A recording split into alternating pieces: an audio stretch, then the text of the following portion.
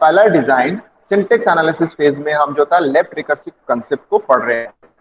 तो left recursive concept में ये बताया जाता है कि a grammar is left recursive if it has a non terminal, यानी अगर उसके पास कोई ऐसा non terminal such that there is a derivation, अगर उसके बेस पर अगर ऐसा कोई डेरिवेशन होता है कि लेफ्ट हैंड साइड का जो नॉन टर्मिनल है राइट हैंड साइड में वो फर्स्ट में एपियर होता है, यानी पहले एलिमेंट में वही नॉन टर्मिनल एपियर होता है, तो ऐसे केसेस को हम लोग जो होता है लेफ्ट रिकर्सिव केस कहते हैं।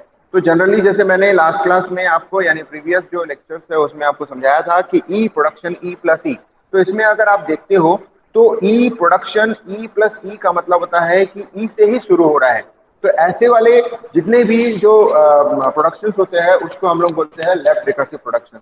तो अब सेकंड पॉइंट में बता रहा है कि top down parsing techniques can not handle left recursive grammar.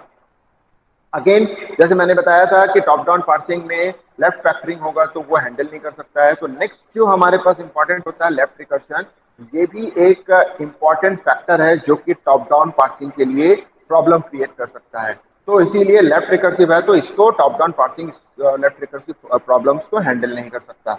So we have to convert our left recursive grammar into an equivalent grammar which is not left recursive। तो इसका मतलब है कि अगर कोई लेफ्ट रिकर्सिव ग्रामर है तो उसको हम जो है नॉन लेफ्ट रिकर्सिव ग्रामर में पहले कन्वर्ट करना पड़ेगा। और लास्ट पॉइंट में ये बताया गया है कि द लेफ्ट रिकर्शन में appear in a single step of the derivation, यानी इमीडिएट जिसको हम लोग बोलते हैं, जैसे एग्जांपल मैंने बताया कि ई प्रोडक्शन ई प्लस ई, इसको हम लोग बोलते हैं इमीडिएट, यानी जस्ट एकदम सीधा सीधा आपके पास प्रोडक्शन में लिखा हुआ है। और इट में appear more than one step, और एक होता है इनडायरेक्ट। इनडायरेक्ट मतलब आगे के डेरिवेशन पे कहीं ना कहीं वो एक चीज मिल जाएगा, यानी लेफ्ट रिकर्सिव वाला केस आ जा सकता है। तो ऐसे केस को जैसे कि अगर इमीडिएट लेफ्ट रिकर्सिव की बात करते हैं तो आप यहाँ ध्यान देंगे, बहुत सिंपल से एग्जांपल से समझाया गया है।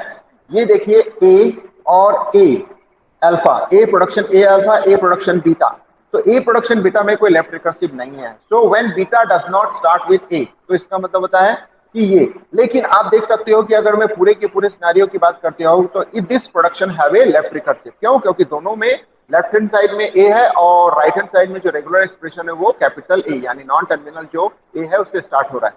तो इसको अगर हम लोग हटाते हैं तो हटाएंगे कैसे, ये ध्यान देना है, और आगे आने वाले समय में ऐसा ही आपको चेंज करना है। इसका कोई थंब रूल नहीं है, ये जो रूल है इसको आपको याद रखना है। तो करना कैसे है, मैंने जैसे अभी लेफ्ट फैक्टरिंग का केस के लिए बताया था वैसा ही आपके इसमें होता है। आप देख सकते हो कि जो ए है लेफ्ट हैंड साइड का वो एज इट इज रखना है, और दूसरा आप देखोगे कि ये जो पार्ट है यानी जो सेकेंड पार्ट है जिसमें कि लेफ्ट फैक्टरिंग लेफ्ट रिकर्शन का कोई केस नहीं होता है, तो ऐसे केस को हम लोग शुरू में लिख देंगे, यानी बीटा को शुरू में लिख देंगे। मतलब लेफ्ट फैक्टरिंग वाला लेफ्ट रिकर्शन वाला अगर कोई केस है तो उसको छोड़ के जो बाकी जो आपके पास रेगुलर एक्सप्रेशन है उसको आप बीटा मान लोगे, उसको आप ऐसे लिखोगे, और फिर क्या करोगे ए डैश लिखोगे।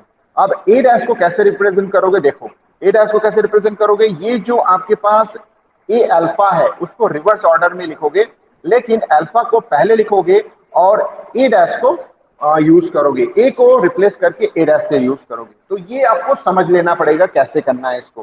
सीधी सी बात है, जो आपके पास प्रोडक्शन दिया हुआ है ऊपर उसमें से लेफ्ट हैंड साइड को तो आप एज इट इज ए से स्टार्ट करोगे, राइट हैंड साइड में जिसमें ए से स्टार्ट नहीं है उसको पहले लिखोगे, उसके बाद ए डैश से एक नॉन टर्मिनल डिफाइन कर दोगे, अब उस ए डैश को नीचे डिफाइन करोगे, और यहां से जो लेफ्ट रिकर्सिव जिसके लिए था इसको आप हटा दोगे, अल्फा को पहले लिखोगे, और फिर जो लेफ्ट हैंड साइड में ए डैश लिखे हो उसके बेस पर आप यहाँ पे लिखोगे, ठीक है। और साथ में एक इप्सिलॉन आप डाल दोगे, यानी इसको कंपल्सरी डालना पड़ेगा, यानी ये अगर आप ऐड नहीं करते हो तो फिर प्रॉब्लम क्रिएट करते हो। तो हमेशा अगर लेफ्ट रिकर्सिव हटाते हो तो ये आप इस तरह से क्रिएट करते हो, और जिसमें जो होता है आपके पास इप्सिलॉन इंक्लूड कर देंगे।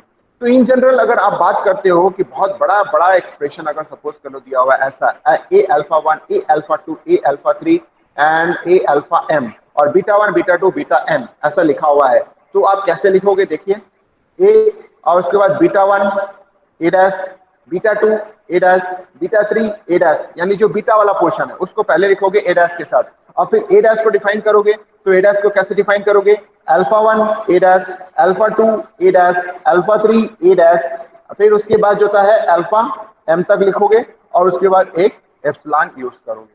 तो आपको समझ में आ गया होगा कि कैसे इसको लिखना है। तो लेफ्ट रिकर्शन का केस है जिसको हम लोग ऐसा करते हैं। जैसे कि देख सकते हो कि एक एग्जांपल दिया हुआ है, इमीडिएट लेफ्ट रिकर्शन जिसमें दिख रहा है। तो ये मैंने लास्ट क्लास में आपको समझाया था, तो जिसमें मैंने ये समझाया था कि एक प्रोडक्शन ऐसा था ई प्लस ई, जिसमें से प्रॉब्लम एम्बिग्यूटी प्रॉब्लम होता था। अब उसको मॉडिफाई करके मैंने ये वाला जो है ग्रामर को रीराइट करना सिखाया था। तो ये वाला ग्रामर जब रीराइट करते हैं तो मैंने ये बताया कि अनएम्बिग्यूअस है, बट ये जरूरी नहीं है कि आगे जाके ये यूज होगा कि नहीं। तो मैंने लास्ट जो प्रीवियस क्लास था उसमें मैंने आपको यही समझाया था कि ये आगे हो सकता है कि कुछ प्रॉब्लम करे। तो अब जो हम यहाँ प्रॉब्लम पढ़ रहे हैं वो होता है लेफ्ट रिकर्शन। तो देखिए दोनों का जो इस पर्टिकुलर प्रोडक्शन के लिए मैं अगर बात करूंगा ये वाले प्रोडक्शन के लिए, तो इस प्रोडक्शन में दोनों ही जो होता है इसमें ई और ई कॉमन है, लेफ्ट साइड और इसका फर्स्ट एलिमेंट, तो इसलिए लेफ्ट रिकर्सिव हो गया।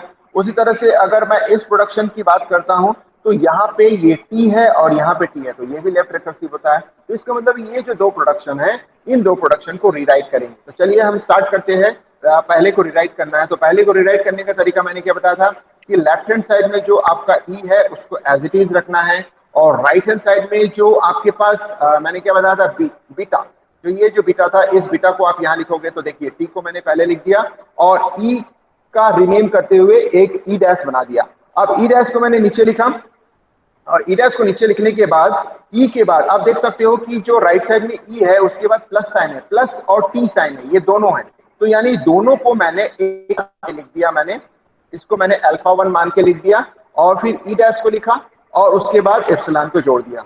तो यानी ये जो दो एलिमेंट बना है वो ये जो प्रोडक्शन है इसका आप बोल सकते हो कि मैंने ये चेंज किया है। ये हो गया हमारा फर्स्ट लेफ्ट रिकर्शन को रिमूव करना। अब सेकेंड लेफ्ट रिकर्शन को रिमूव करना है तो सेम एज इट इज मैंने टी लिया है और राइट साइड में आपके पास एफ है, एफ लिखा, फिर उसके बाद टी डैश नाम दे दिया। अब टी डैश में जो बचा हुआ एलिमेंट है, यानी टी तो हमने ले लिया यूज कर लिया, तो बचा हुआ जो एलिमेंट है वो अल्फा 1 है, एस्ट्रिक एफ।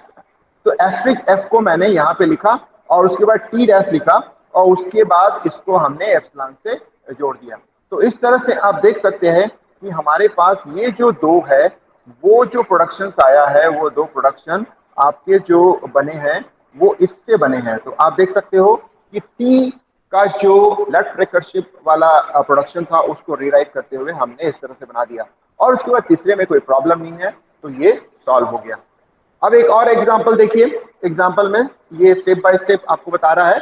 यहाँ ऊपर आप देख सकते हो, तो ऊपर आप जब देखते हो तो इसमें आपको समझ में आ रहा है कि ए प्रोडक्शन ए अल्फा, तो यानी ये जो आपके पास है और ये जो है ये दो केस है जिसके लिए आपके पास दो कॉमन लेफ्ट रिकर्सिव है। तो ऐसे केस को सॉल्व करने के एक साथ आप सॉल्व कर सकते हो। तो इसमें जो बी है आपके पास, जो ये बी है दैट इज योर बीटा 1, और ये हो गया अल्फा 1 और ये हो गया अल्फा 2। तो मैंने क्या बताया था, अल्फा 1 ए डैश, अल्फा 2 ए डैश लिखना है। तो कैसे लिखना है, तो देखिए ए और फिर मैंने क्या लिखा बी, ठीक, और बी क्यों लिखा, क्योंकि ये बीटा 1 है तो बीटा 1 के साथ मैंने क्या जोड़ दिया ए डैश। यहाँ पे आपके पास डी नहीं है, वो हो सकता है कि इसमें एक छूट गया है, इसको आप हटा दीजिए, ये आपके किसी काम का नहीं। ये आपका डी ए, इसमें एक प्रॉब्लम नजर आ रहा है, ये हो गया ए और डी, सॉरी यहाँ पे आप चाहे तो इसको हटा दीजिए, इसको हटा दीजिए, इसकी जरूरत नहीं है। तो आपके पास बी ए डैश बन गया। अब ए डैश को जब मैं लिख रहा हूं तो मेरे पास बचा हुआ है अल्फा 1 यानी ए डैश आ गया, फिर डी ए डैश आ गया और एक लास्ट में एप्सिलॉन जोड़ दूंगा। इसको आप हटा दीजिए, ये नहीं आएगा, ये गलत लिखा हुआ है, ठीक है, ये हो गया। अब आते हैं इस सेकंड वाले केस के लिए। तो सेकंड वाले केस के लिए सिर्फ आपके पास एक ही लेफ्ट फैक्टरिंग वाला है, फर्स्ट प्रोडक्शन, तो यानी ये आपके लिए बीटा 1 होगा। अब बीटा 1 को कैसे लिखना है, देखिए बीटा 1 एस डैश लिखा मैंने और उसके बाद एस डैश को मैंने डिफाइन किया है। तो एस को छोड़ने के बाद जो बचा हुआ एलिमेंट है दैट इज योर अल्फा 1, तो मैंने ये पूरा का पूरा ये एलिमेंट को मैंने अल्फा 1 लिखा, एस डैश लिखा और एप्सिलॉन लिखा। तो ये हो गया एग्जाम्पल, यानी सेकेंड एग्जाम्पल। इसमें भी अगर आप देखते हो तो कहीं पे कोई आपको डायरेक्टली कोई चीज नजर नहीं आ रहा है। आप अगर देखते हो, ध्यान से देखोगे तो यहाँ पे कोई लेफ्ट फैक्टरिंग का केस आपको नहीं दिख रहा है। तो आप बता सकते हो इसमें कौन सा लेफ्ट फैक्टरिंग है, ये एल है और ये एल, तो यानी ये वाला जो केस है आपके पास लेफ्ट फैक्टरिंग का केस बन रहा है। तो इसको सॉल्व करना है, बाकी को सॉल्व करने की जरूरत नहीं है। तो देखिए फर्स्ट जो प्रोडक्शन है उसको एज इट इज लिख दिया, सेकेंड प्रोडक्शन को मुझे चेंज करना है। तो सेकेंड प्रोडक्शन में ये हो गया हमारा बीटा 1 तो मैंने लिखा बीटा 1 और एल डैश, फिर एल डैश को रिडिफाइन किया तो हमारे पास बचा हुआ है कॉमा और एस। तो ये कॉमा और एस को मैंने यहाँ पे लिखा है, देखिए कॉमा और एस को मैंने लिख दिया और फिर एल डैश को यूज किया और प्रोडक्शन मतलब इप्सिलॉन बेस्ड कर दिया। तो इस तरह से आप जो भी एग्जांपल आपके पास है उसको आप चेंज कर सकते हो। तो ये जो लेफ्ट रिकर्सिव ग्रामर होता है जिसको हमने अभी सॉल्व किया है, these are known as a immediate left recursion. तो मैं नेक्स्ट क्लास में आपको बताऊंगा कि इनडायरेक्ट लेफ्ट रिकर्शन क्या होता है। तो ये आज के क्लास में हम लोग यहाँ पे खत्म कर रहे हैं। तो आई